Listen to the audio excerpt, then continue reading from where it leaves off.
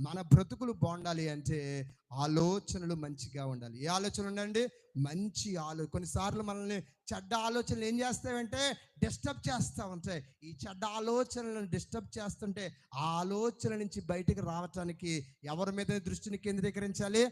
దేవుని మీద దృష్టిని కేంద్రీకరిస్తే ఆయన నీ చెడ్డ తలంపులను తీసేస్తాడు, నీ చెడు ఆలోచనలు తీసేస్తాడు, చెడు ఉద్దేశాలను తీసేస్తాడు. ఆయన నీకు మంచి ఆలోచన, మంచి తలంపునిస్తాడు. ఆయన నీ మంచి మార్గంలో నిన్ను నడిపిస్తాడా? కనుక ఎవరి ప్లాన్ ఉండాలి? యోసేపులాగా ప్లాన్ అయ్యండి. ఏమవుద్ది?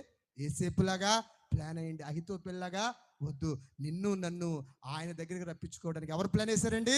ఇవాళ ఇక్కడ కూర్చున్నామంటే దేవుని దైవ ప్రణాళిక. దేవునికి స్తోత్రం కలుగును గాక. నేను బోధిస్తున్నానంటే ఇది దేవుని దైవ ప్రణాళిక. ఈ పరిచర్య ఎంత అభివృద్ధికరంగా సాగుతూ ఉందంటే ఇది దైవ ప్రణాళిక. నువ్వు కూడా దైవ ప్రణాళికలో ఉండాలి. ప్రభువా, నీ చిత్తములో, నీ ఆలోచనలో, నీ ఉద్దేశంలో, నీ తలంపుల్లో నేను ఉండాలి నాయన. నా బ్రతుకు ఉండాలి, నా యొక్క బిడ్డలు ఉండాలి, నా కుటుంబం ఉండాలని ప్రతి తల్లి, ప్రతి తండ్రి తమ బిడ్డల కోసం ఆలోచించాలి, వారి కోసం ప్రార్థన చేయాలి, వారి కోసం ఆలోచించండి. అనాలోచితంగా ఏ పని చేయొద్దు. మంచి ఆలోచన కలిగి ఉండండి. మీ ఆలోచనలు ప్రభు స్థిరపరచును గాక.